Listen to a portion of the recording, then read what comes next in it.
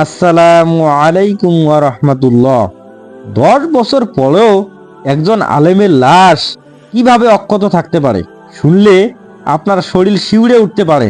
প্রিয় বন্ধুরা, ঘটনাটি জানতে সম্পূর্ণ ভিডিওটি দেখুন। গত মঙ্গলবার রাতে বৃষ্টি আর পাহাড়ি ঢলে শঙ্খ নদীর উক্ত এলাকার ভাঙ্গন দেখা দিলে কবর ভেঙে বুজুর্গ ব্যক্তিত্ব মরহুম মাওলানা শওকত আলী রহমতুল্লাহ আলাই এর লাশটি বেরিয়ে পড়ে। প্রকৃতপক্ষে আল্লাহ তালার অলিদের মৃত্যু হয় না, তারা লোক চক্ষুর অন্তরাল থেকে আড়াল হন মাত্র।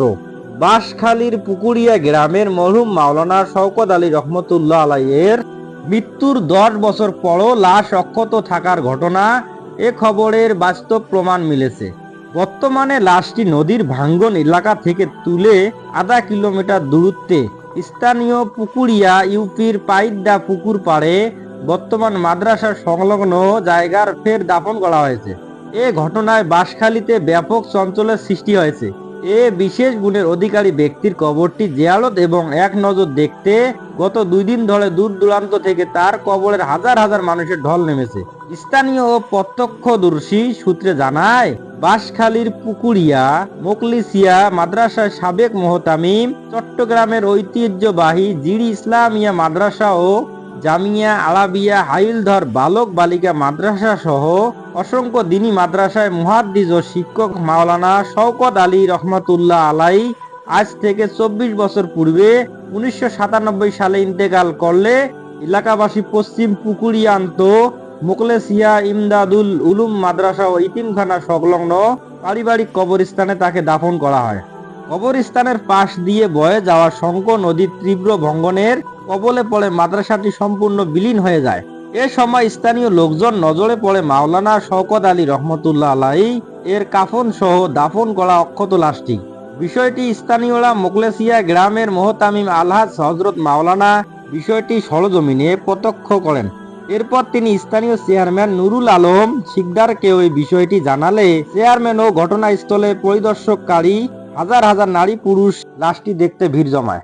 মাওলানা নূর মোহাম্মদ ও প্রত্যক্ষদর্শী আলেমরা জানান, লাশ দাফন করার পর দীর্ঘ 10 বছর পরও লাশের কাফনে কোনো দাগ পর্যন্ত লাগেনি এবং পুরা লাশটি অক্ষত। মনে হয়েছিল যেন এই মাত্র তাকে গোসল করানো হয়েছে। এই ঘটনার পর এলাকায় ব্যাপক আলোড়ন সৃষ্টি হয়েছে এবং দূর দূরান্ত থেকে লোকজন এসে তার নতুন কবর জিয়ারত করে ও খতমে কোরআন পড়ে দোয়া করেছে।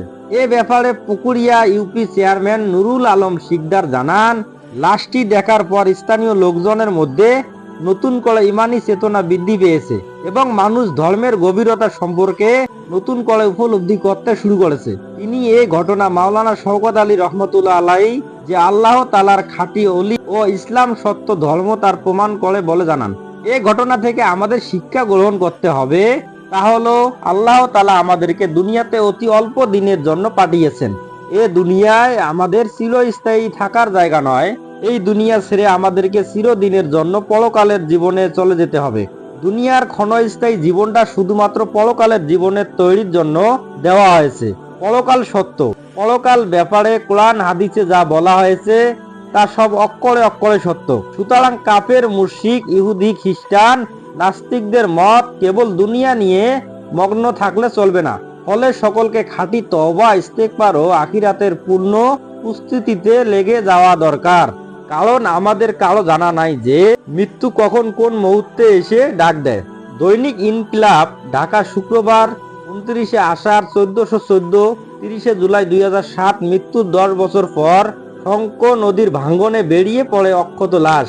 বাঁশখালীর বিশিষ্ট আলেম মাওলানা শওকত আলীর কবরে হাজার হাজার মানুষের ঢল।